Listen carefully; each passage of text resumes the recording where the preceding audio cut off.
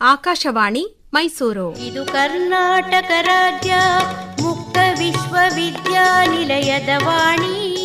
KSOU Muktavani Karnataka ರಾಜ್ಯ ಮುಕ್ತ ವಿಶ್ವವಿದ್ಯಾನಿಲಯದ ಅಧ್ಯಯನ ಅವಕಾಶಗಳನ್ನು ಕುರಿತ ಪ್ರಾಯೋಜಿತ ಬಾನುಲಿ ಸರಣಿ. ಎಲ್ಲರ ಮನೆಗೂ ಎಲ್ಲರ ಮನಗೂ ವಿಶ್ವಜ್ಞಾನವನ್ನು ನೀಡುವ ವಾಣಿ.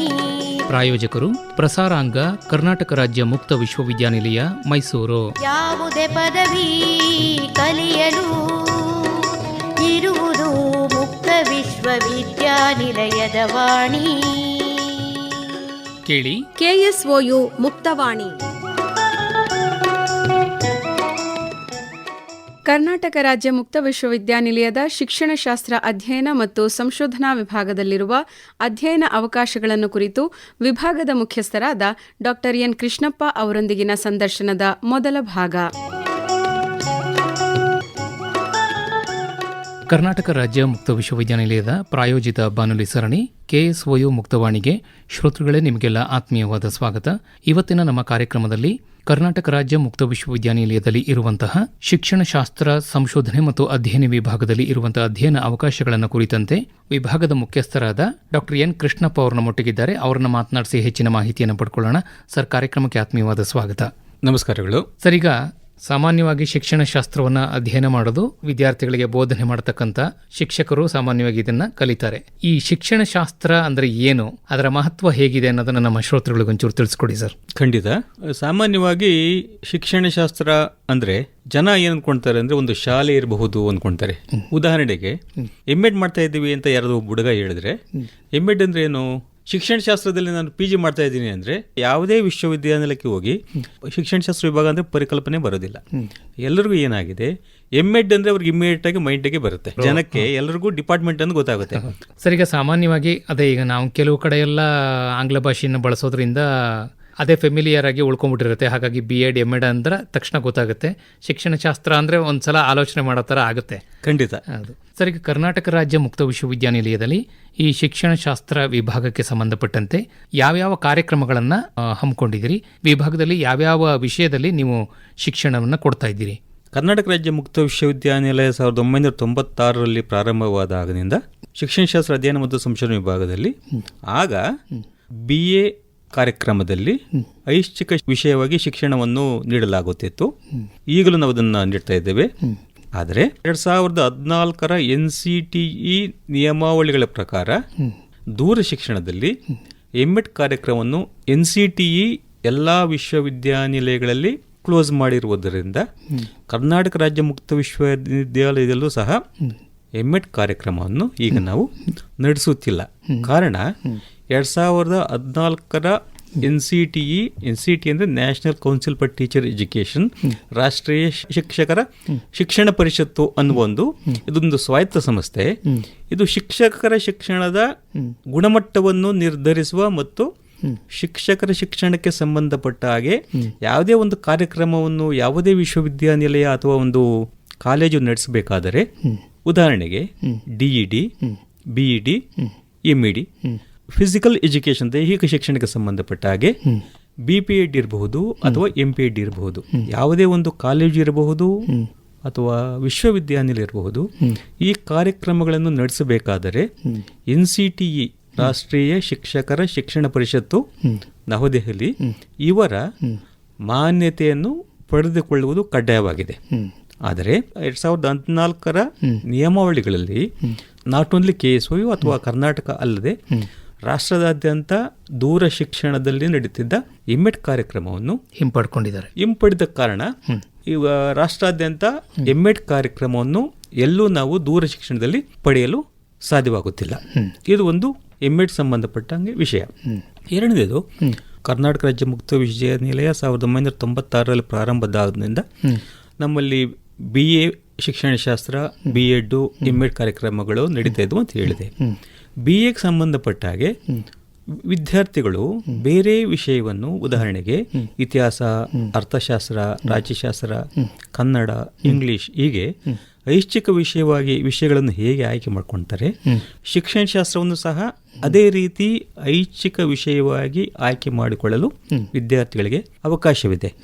BA ನಲ್ಲಿ ಶಿಕ್ಷಣ ಶಾಸ್ತ್ರವನ್ನು ಏಕೆ ಆಯ್ಕೆ ಮಾಡಿಕೊಳ್ಳಬೇಕು ವಿದ್ಯಾರ್ಥಿಗಳು ಎಂದರೆ, ಮುಂದೆ ಅವರು ಪ್ರೌಢಶಾಲಾ ಶಿಕ್ಷಕರಾಗಿ ಅಥವಾ B.Ed ಕಾರ್ಯಕ್ರಮವನ್ನು ಮಾಡಬೇಕು ಎನ್ನುವ ಒಂದು ಬಯಕೆದ್ದಂಥ ವಿದ್ಯಾರ್ಥಿಗಳು ಅವರ ಪದವಿ ಹಂತದಲ್ಲಿ ಶಿಕ್ಷಣ ಶಾಸ್ತ್ರವನ್ನು ಒಂದು ಐಚ್ಛಿಕವಾಗಿ ಆಯ್ಕೆ ಮಾಡಿಕೊಳ್ಳುವುದು ಒಂದು ಉತ್ತಮ ಎಂದು ನಾನು ಹೇಳೋದಕ್ಕೆ ಇಷ್ಟಪಡ್ತೇನೆ. ಯಾಕೆಂದ್ರೆ BA ಶಿಕ್ಷಣ ಶಾಸ್ತ್ರದಲ್ಲಿ ನಾವು ಏನು ಮಾಡ್ತೇವೆ, ಪ್ರಥಮ ವರ್ಷದಲ್ಲಿ ಒಂದು ವಿಷಯ, ದ್ವಿತೀಯ ವರ್ಷದಲ್ಲಿ ಒಂದು ವಿಷಯ, ತೃತೀಯ ವರ್ಷದಲ್ಲಿ 3 ವಿಷಯಗಳನ್ನು ನಾವು ಬೋಧನೆ ಮಾಡ್ತೀವಿ. ದೂರ ಶಿಕ್ಷಣದಲ್ಲಿ ನಾವು ವಿಷಯ ಅಂತ ಹೇಳುವುದಿಲ್ಲ, ಒಂದು ವಿಷಯವನ್ನು ಒಂದು ಕೋರ್ಸ್ ಅಂತ ಹೇಳ್ತೀವಿ. ಅಂದ್ರೆ ಈಗ BA ಪದವಿಯನ್ನು ನಾವು ಒಂದು ಕೋರ್ಸ್ ಅಂತ ಕರೆಯೋದಿಲ್ಲ, ಒಂದು ಕಾರ್ಯಕ್ರಮ ಅಂತ ಕರಿತೀವಿ. ಕನ್ವೆನ್ಷನ್ ಯೂನಿವರ್ಸಿಟಿ, ಸಾಂಪ್ರದಾಯಿಕ ವಿಶ್ವವಿದ್ಯಾನಿಲಯಗಳಲ್ಲಿ ಒಂದು ಪತ್ರಿಕೆ ಅಂತ ಅವ್ರು ಕರೀತಾರೆ. ಆ ಪತ್ರಿಕೆಯನ್ನ ನಾವು ದೂರ ಶಿಕ್ಷಣದಲ್ಲಿ ಒಂದು ಕೋರ್ಸ್ ಅಂತ ಕರಿತೀವಿ. ಅದೇ ರೀತಿ ಸಾಂಪ್ರದಾಯಿಕ ವಿಶ್ವವಿದ್ಯಾನಿಲಯಗಳಲ್ಲಿ ಒಂದು ಕೋರ್ಸ್ನಲ್ಲಿ ವಿವಿಧ ಪತ್ರಿಕೆಗಳು ಅಂತ ಕರೀತಾರೆ. ಆದರೆ ದೂರ ಶಿಕ್ಷಣದಲ್ಲಿ ವಿವಿಧ ಪತ್ರಿಕೆಗಳು ಅಂತ ನಾವು ಕರೆಯೋದಿಲ್ಲ, ಬದಲಾಗಿ ನಾವು ಅವುಗಳನ್ನ ಕೋರ್ಸ್ ಅಂತ ಕರಿತೀವಿ. ವಿದ್ಯಾರ್ಥಿಗಳು ಆಯ್ಕೆ ಮಾಡಿಕೊಳ್ಳುವಾಗ ವ್ಯತ್ಯಾಸಗಳು ಆಗಬಾರ್ದು ಅನ್ನೋ ದೃಷ್ಟಿಯಿಂದ ಹೇಳ್ತಾ ಇದ್ದೀನಿ. ಪ್ರವೇಶ ಪಡ್ಕೊಳ್ಳಿಕ್ಕಿಂತ ಮುಂಚೆ ಇದನ್ನೆಲ್ಲ ಗಮನಿಸ್ಕೊಂಡ್ರೆ ಅವ್ರಿಗೆ ಅನುಕೂಲ ಆಗುತ್ತೆ. BA ಶಿಕ್ಷಣ ಶಾಸ್ತ್ರದಲ್ಲಿ ನಾವು ಪ್ರಥಮ ವರ್ಷದಲ್ಲಿ ಒಂದು ಕೋರ್ಸ್ ಇದೆ, ದ್ವಿತೀಯ ವರ್ಷದಲ್ಲಿ ಒಂದು ಕೋರ್ಸ್ ಇದೆ, ತೃತೀಯ ವರ್ಷದಲ್ಲಿ 3 ಕೋರ್ಸ್ಗಳಿದೆ. ಪ್ರಥಮ ವರ್ಷದಲ್ಲಿ ನಾವು ಫೌಂಡೇಶನ್ ಸಂಬಂಧಪಟ್ಟ ಹಾಗೆ, ಅಂದರೆ ಬೂನಾದಿಗಳಿಗೆ ಸಂಬಂಧಪಟ್ಟ ಹಾಗೆ ವಿಷಯಗಳನ್ನು ನಾವು ಪಠ್ಯಕ್ರಮದಲ್ಲಿ ರೂಪಿಸಿದ್ದೀವಿ. ದ್ವಿತೀಯ ವರ್ಷದಲ್ಲಿ ಮನೋವಿಜ್ಞಾನಕ್ಕೆ ಸಂಬಂಧಪಟ್ಟ ಹಾಗೆ ವಿಷಯಗಳನ್ನು ಪಠ್ಯಕ್ರಮದಲ್ಲಿ ರೂಪಿಸಿದ್ದೀವಿ. ತೃತೀಯ ವರ್ಷದಲ್ಲಿ 3 ಕೋರ್ಸ್ಗಳಿರುತ್ತೆ. ಒಂದು ಕೋರ್ಸ್ನಲ್ಲಿ ಪಠ್ಯಕ್ರಮ, ಬೋಧನೆ ಮತ್ತು ಮೌಲ್ಯಮಾಪನಕ್ಕೆ ಸಂಬಂಧಪಟ್ಟ ಹಾಗೆ ಒಂದು ಕೋರ್ಸ್ ಇದೆ. ಇನ್ನೊಂದು ಕೋರ್ಸು ಕರ್ನಾಟಕ ರಾಜ್ಯದಲ್ಲಿ ಅಥವಾ ವಿವಿಧ ರಾಜ್ಯಗಳಲ್ಲಿರುವ ಶಿಕ್ಷಣ ಪದ್ಧತಿಗಳು ಹೇಗೆ ಇವೆ, ಯಾವ ರೀತಿಯ ಶಿಕ್ಷಣ ಪದ್ಧತಿಗಳನ್ನು ನಾವು ಕಾಣಬಹುದು ಎಂಬುದರ ಬಗ್ಗೆ ಒಂದು ಪತ್ರಿಕೆಯನ್ನು ನೀಡ್ತೀವಿ. 3ನೇ ಕೋರ್ಸ್ನಲ್ಲಿ ಶಿಕ್ಷಣಕ್ಕೆ ಸಂಬಂಧಪಟ್ಟ ಹಾಗೆ ಪ್ರಚಲಿತ ವಿದ್ಯಮಾನಗಳ ಬಗ್ಗೆ ಆ ಪಠ್ಯಕ್ರಮ ಬೆಳಕು ಚೆಲ್ಲುತ್ತೆ. ಅಂದ್ರೆ BA ಕಾರ್ಯಕ್ರಮದಲ್ಲಿ ಶಿಕ್ಷಣವನ್ನು ಒಂದು ಐಚ್ಛಿಕ ವಿಷಯಕ್ಕೆ ಯಾಕೆ ಆಯ್ಕೆ ಮಾಡ್ಕೊಳ್ಬೇಕು ಹೇಳೋದಕ್ಕೆ ಏಕೆ ಇಷ್ಟಪಡ್ತೀನಿ ಅಂದ್ರೆ, ಮುಂದೆ ಶಿಕ್ಷಕರಾಗಿ B.Ed ಕಾರ್ಯಕ್ರಮ ಮಾಡಬೇಕು ಅಂತ ಮನಸ್ಸಲ್ಲಿ ಇರುವವರಿಗೆ B.Ed ನಲ್ಲಿ ಏನು ನಾವು ಬೇಸಿಕ್ ಸಬ್ಜೆಕ್ಟ್ಸ್ ಇರುತ್ತೆ, ಮೂಲ ಸಬ್ಜೆಕ್ಟ್ಸ್ ಇರುತ್ತೆ, ಆ ಮೂಲ ವಿಷಯಗಳನ್ನು ವಿದ್ಯಾರ್ಥಿಗಳು BA ಹಂತದಲ್ಲಿಯೇ ಅಧ್ಯಯನ ಮಾಡ್ತಾರೆ.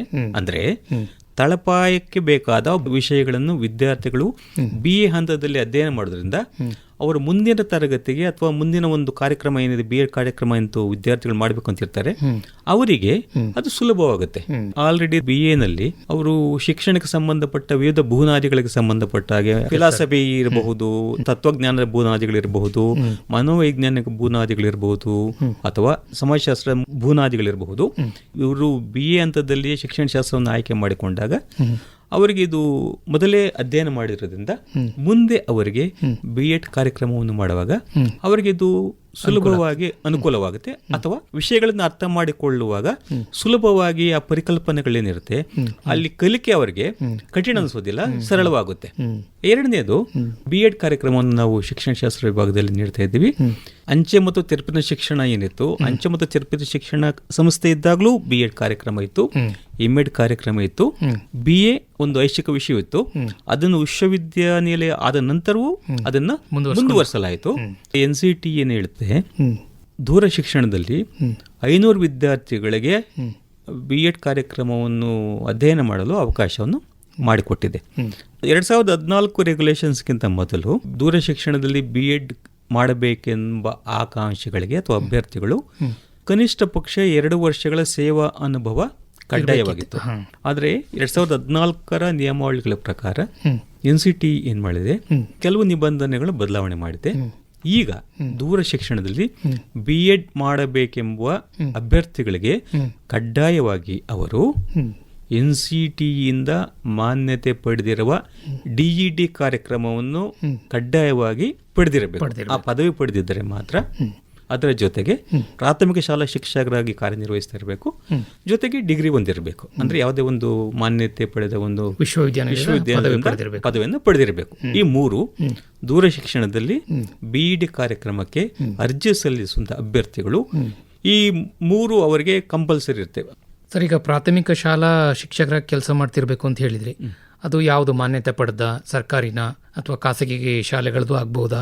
ಅವರ ಗೊಂದಲನ ನಿವಾರಣೆ ಮಾಡ್ಲಿಕ್ಕೆ ನಾನು ಈ ಪ್ರಶ್ನೆ ಕೇಳ್ತಾ ಇದ್ದೀನಿ. ಅವರು ಯಾವುದೇ ರೀತಿಯಲ್ಲಿ ಪ್ರಾಥಮಿಕ ಶಾಲಾ ಶಿಕ್ಷಕರ ಕೆಲಸ ಮಾಡ್ತಿದ್ರು ಈ ನಿಬಂಧನೆಗೆ ಒಳಪಡ್ತಾರ ಅಂತ? ಖಂಡಿತ. ಅಂದರೆ ರೆಗ್ಯುಲರ್ ಮೋಡಲ್ಲಿ D.Ed, TCH ಅಥವಾ ಬ್ಯಾಚುಲರ್ ಆಫ್ ಎಲಿಮೆಂಟರಿ ಎಜುಕೇಶನ್ ಅಂತ ಪ್ರೋಗ್ರಾಮ್ಸ್ ಇದೆ, ಆ ಪ್ರೋಗ್ರಾಮ್ ಮಾಡಿರಬೇಕು. ನಂತರ ತಾವು ಕೇಳಿದ ಹಾಗೆ ಅವರು ಸರ್ಕಾರದಿಂದ ಮಾನ್ಯತೆ ಪಡೆದಿರುವ ಯಾವುದೇ ಪ್ರಾಥಮಿಕ ಶಾಲೆಯಲ್ಲಿ ಶಿಕ್ಷಕರಾಗಿ ಕಾರ್ಯನಿರ್ವಹಿಸುತ್ತಿರಬೇಕು.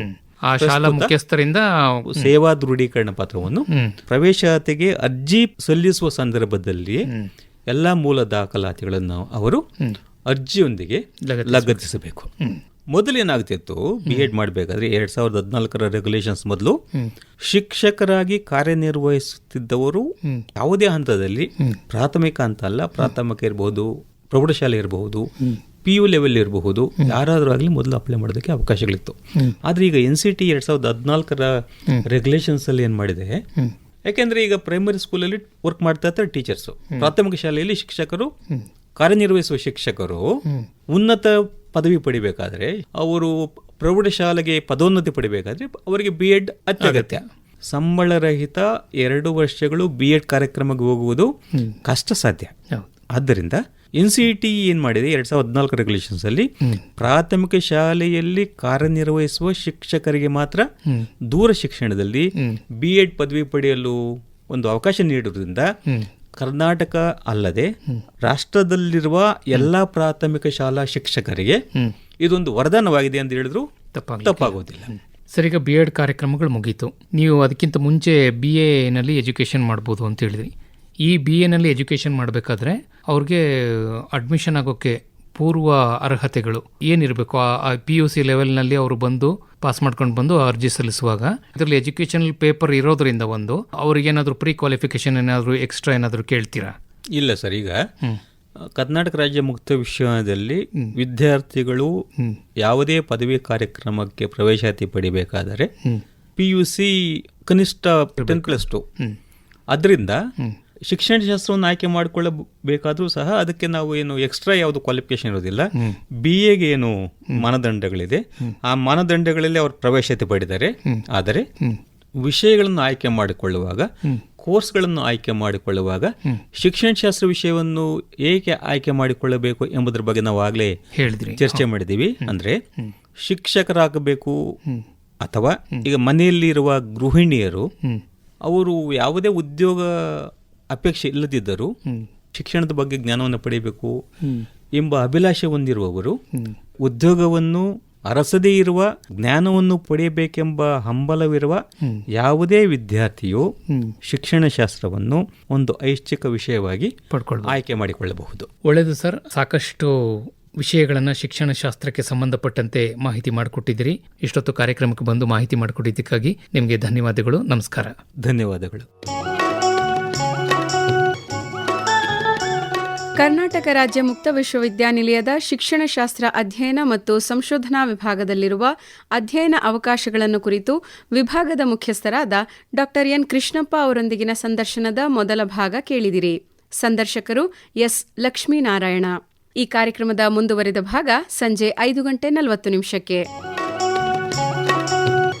KSOU ಮುಕ್ತವಾಣಿ. ಕರ್ನಾಟಕ ರಾಜ್ಯ ಮುಕ್ತ ವಿಶ್ವವಿದ್ಯಾನಿಲಯದ ಅಧ್ಯಯನ ಅವಕಾಶಗಳನ್ನು ಕುರಿತ ಪ್ರಾಯೋಜಿತ ಬಾನುಲಿ ಸರಣಿ ಕೇಳಿದಿರಿ. ಕಲಿಯಲು ಇಲ್ಲ ವಯಸ್ಸಿನ ಮಿತಿಯು, ಜೀವನಕ್ಕಿಲ್ಲ ಯಾವುದೇ ತಡೆಯು.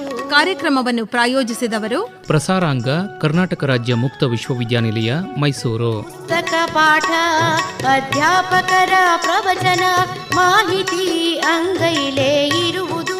ಶೀರ್ಷಿಕೆ ಗೀತೆ ರಚನೆ ಡಾಕ್ಟರ್ ಆರ್ ಸಂತೋಷ್ ನಾಯಕ್. ರಾಗ ಸಂಯೋಜನೆ ಹಾಗೂ ಗಾಯನ ಜಿ ಪುಷ್ಪಲತಾ. ಸಂಕಲನ ಎಸ್ ಲಕ್ಷ್ಮೀನಾರಾಯಣ. ನಿರ್ಮಾಣ ಎನ್ ಕೇಶವಮೂರ್ತಿ. ಕಲಿಯಲು ತಿಳಿಯಲು ಜಗವನು ತಿರುಗಲು ಮುಕ್ತ ವಿಶ್ವವಿದ್ಯಾಲಯವು ನಿಮ್ಮೊಂದಿಗೆ ಇರುವುದು. ಈ ಕಾರ್ಯಕ್ರಮ ಆಕಾಶವಾಣಿ ಮೈಸೂರು ಕೇಂದ್ರದಿಂದ ಮೂಡಿಬಂತು.